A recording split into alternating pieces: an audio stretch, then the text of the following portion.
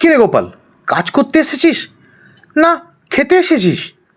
কাজ করলে ঘাম হয়, আর ঘাম শুকিয়ে গেলে আমি তো মরেই যাব, তাই কিছু খাচ্ছি আর কি। তুই বড় হলে নাপিত হবি। হঠাৎ বনের ভিতর থেকে হাওয়া আসে, পাতার মর্মর শব্দ। লঘু, বনের ভিতর থেকে কেমন অদ্ভুত অদ্ভুত হাওয়া যাচ্ছে লে। ভূত টুত কিছু না, বনটা অনেকদিন যাবৎ শান্ত ছিল। এবার আমার ধান চাষটা এখানেই হবে। তখনই ঝড়ের মতন হাওয়া বইতে থাকে, আলো ছায়া, বনদেবীর প্রবেশ। থাম রঘু, এই জমি আমার। এখানে আমার অনুমতি ছাড়া তুই হাল চালাবি না। কার অনুমতি? আর জমির খাজনা তো আমি দেই, তুমি তো দাও না। আমি বনদেবী, আমার নিয়ম মানতেই হবে। বনদেবী? দেবী হয়ে এত চেঁচাচ্ছেন কেন? একটু বসুন, চানাচুর খেয়ে কথা বলি। কথা না মেনে যদি হাল চালাও তাহলে বিপদ ডেকে আনবে। লঘু, তুই মরলি। বনদেবী একবার লাগ করে দিলে না, তোকে নেমেচে ছেঁচ করে দেবে। হুঁশিয়ার হও গোপাল। দেবীকে ফাঁদে ফেলাতে হবে। চল, একটা বুদ্ধি আটি।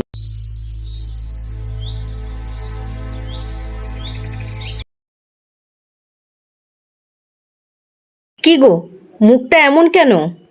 বনদেবী এসেছিল, আমাদের ধান চাষে বাধা দিচ্ছে। বনদেবীও কি এমন খিটখিটে হয় নাকি? ওনাকে বসিয়ে আনতে হবে।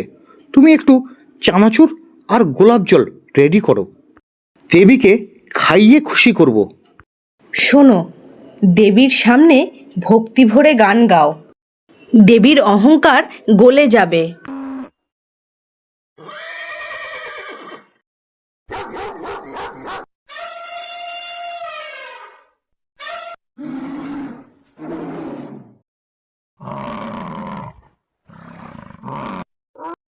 এই রঘু বড় দুষ্টু, আমার বনে ধান চাষের সাহস করছে, ওকে শিক্ষা দিতে হবে।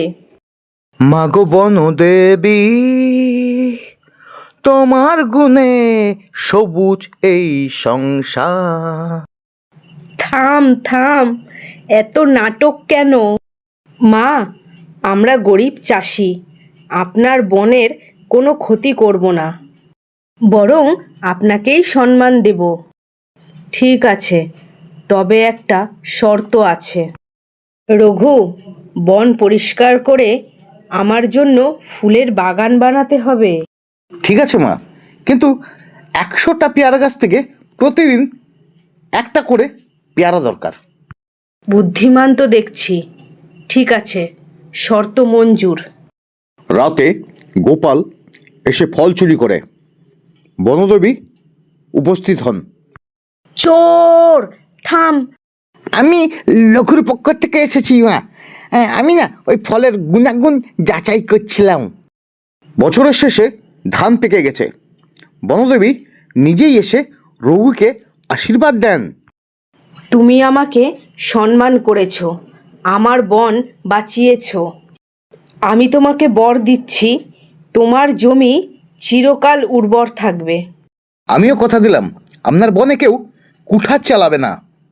এই গল্প শেখায় যে প্রকৃতিকে সম্মান করলে প্রকৃতিও আমাদের ভালোবাসা ও আশীর্বাদ দেন। এই গল্পের মাধ্যমে বনের গুরুত্ব বোঝানো হয়েছে।